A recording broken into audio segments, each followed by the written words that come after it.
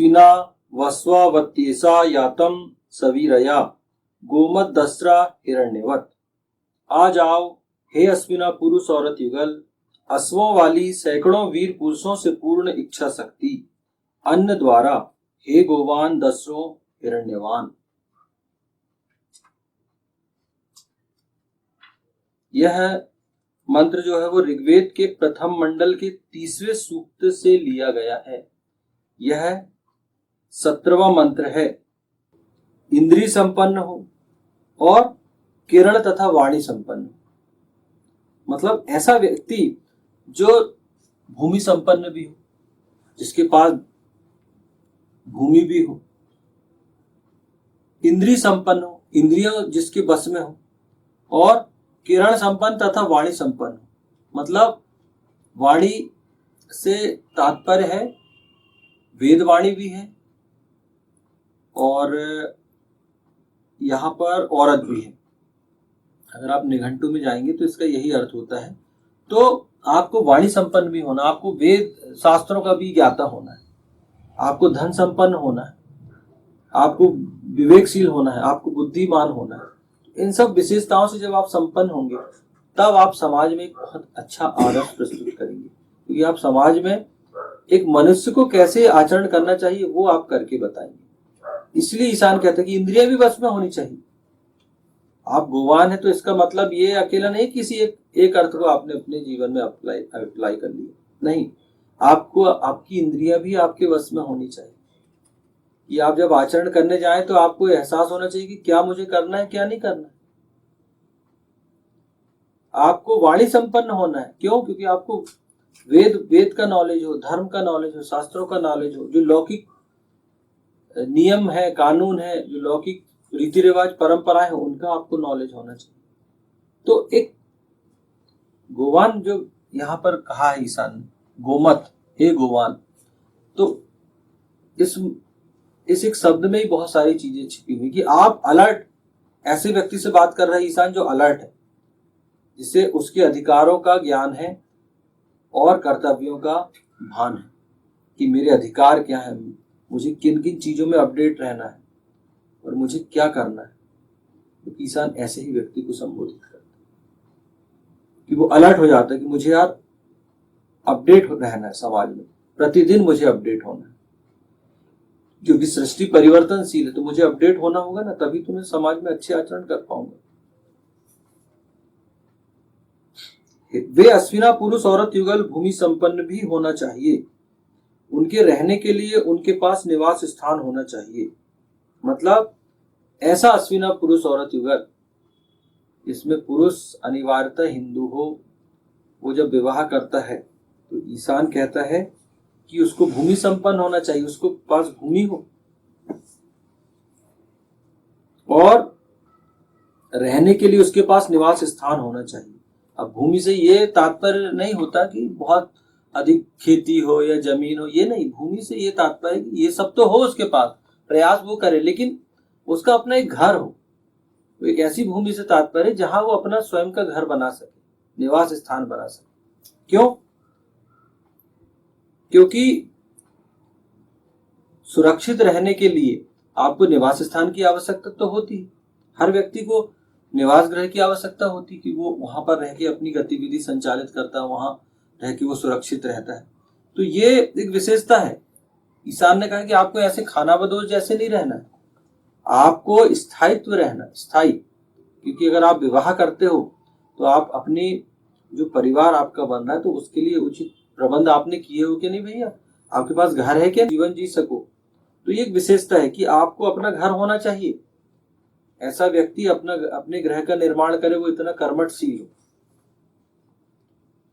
उसका अपनी इंद्रियों पर नियंत्रण होना चाहिए, आधुनिक किरणों तरंगों के उपयोग से समन्वित होना चाहिए तथा वेदवाणी से भली भांति संपन्न होना चाहिए। इंद्रियां उसके वश में हो। ईशान कहता है कि ऐसा युगल, ऐसा कपल, उसकी इंद्रियां उनके वश में होना चाहिए। उनको ये पता होना चाहिए कि हमें क्या करना है, हमें कैसे रहना है। एक पति पत्नी, एक आदर्श पति पत्नी कैसे होते हैं, उन्हें कैसे जीवन जीना है, हमारी जो संतानें होगी हमें उन्हें कैसे बनाना है, हमें कैसे आचरण करना है, जिस घर में हम रहते हैं उस घर के लोगों के साथ हमें कैसे आचरण करना है, फिर जिस मोहल्ले में, जिस समाज में हम रहते हैं वहां हमें कैसे आचरण करना है। तो वो एक आदर्श व्यक्ति होता है।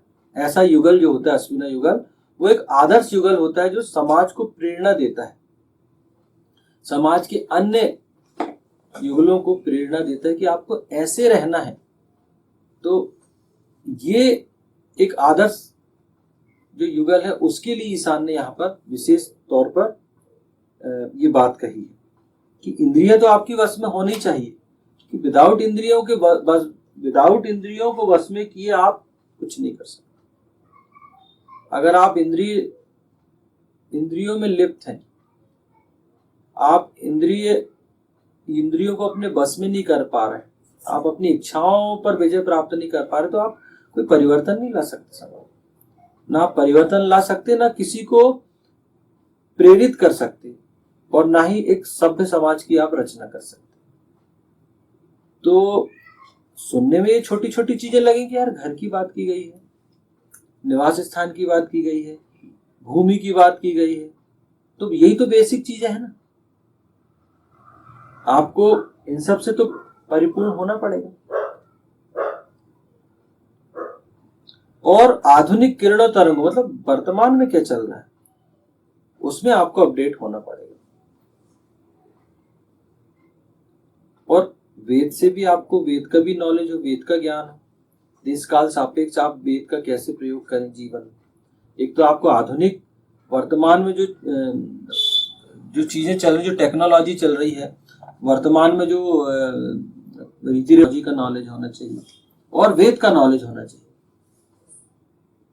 क्यों? क्योंकि जब आप वेद का आपको नॉलेज होगा तो आप उन चीजों का प्रयोग अपने स्वहित में कर पाएंगे, क्योंकि वेद देश काल निरपेक्ष है। वो हमेशा मार्गदर्शन देते हैं। सतयुग में जब हम देखते, सतयुग, फिर त्रेता आया, फिर द्वापर आया, अब ये कलयुग चल रहा है, तो ये वेद उस समय भी प्रासंगिक थे। उस समय की परिस्थिति के अनुसार वो लोगों को गाइड करते थे। त्रेता में भी प्रासंगिक थे, द्वापर में भी प्रासंगिक थे, आज भी प्रासंगिक है। तो वेद का तो नॉलेज होना ही चाहिए।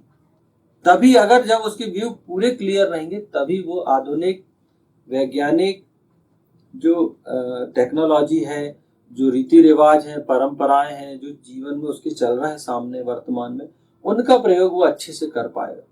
ऐसा व्यक्ति अच्छे से उन चीजों को समझ पाएगा और कैसे वेद के अनुसार उसको उन पर आचरण करना है वो कर पाएगा। यहाँ ईशान ने ये कहा है, तभी वे अपने व अन्य जन सामान्य के दुखों का उपक्षय कर पाएंगे, तभी स्वयं के दुखों का भी हरण करेंगे, वो दुखों से मुक्ति पाएंगे, और दूसरों के भी, अपने से संबंधित परिवारजन हैं, मित्र हैं, फिर अपने कलीग्स हैं जो उसके ऑफिस में काम करते हैं, जिस समाज में वो रहते हैं, उनके दुखों का उपक्षय वो कर पाएंगे, क्योंकि वो समझेंगे ना चीजें कि कौन सी समस्या है और किस माध्यम से हम इन समस्याओं से मुक्ति पा सकते हैं। इतना नॉलेज उनको होता है। इसलिए ईशान यहाँ बात ईशान किसी से भी नहीं कर रहे हैं, यहाँ बात ईशान अश्विना पुरुष औरत युगल से कर रहे हैं। ये मंत्र का दिव्य विषय, ये विशेषता है इस मंत्र। साधनहीन पुरुष औरत अपने दाम्पत्य जीवन को दुखों से मुक्त नहीं कर सकते, तो अन्य लोगों को क्या दुखों से मुक्त करेंगे। ये बेस है, ये बेसिक बात है कि जो साधनहीन व्यक्ति है वो रोजी रोटी में ही झगड़ा करेगा, रोजी रोटी में लिप्त रहेगा, तो वो कैसे समाज में परिवर्तन ला पाएगा। क्योंकि आप देखते हो जो समाज में परिवर्तन वही ला पाते हैं, अगर समाज में परिवर्तन आपको लाना है तो आपको साधन संपन्न तो होना पड़ेगा, क्योंकि आपकी बहुत सारी ऊर्जा बच जाएगी।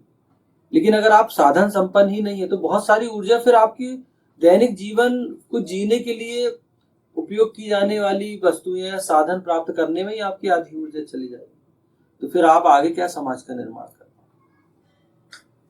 इसलिए यह है कि आप पहले जो जरूरी चीजें हैं वो उनसे संपन्न हो जाओ, और जब आप अपने जीवन में उन सब चीजों को पा लें तो अब आपको आगे समाज के लिए काम करना है। आ जाओ हे अश्विना पुरुष औरत युगल, अश्वों वाली सैकड़ों वीर पुरुषों से पूर्ण इच्छा शक्ति, अन्न द्वारा हे गोवान दसरों हिरण्यवान। ओम आश्विना वस्वावत्येषा यातम सवीरया गोमत दस्रा हिरण्यवत। वैदिक पर्सपेक्टिव के इस YouTube चैनल को सब्सक्राइब करें, वीडियो को लाइक व शेयर करें।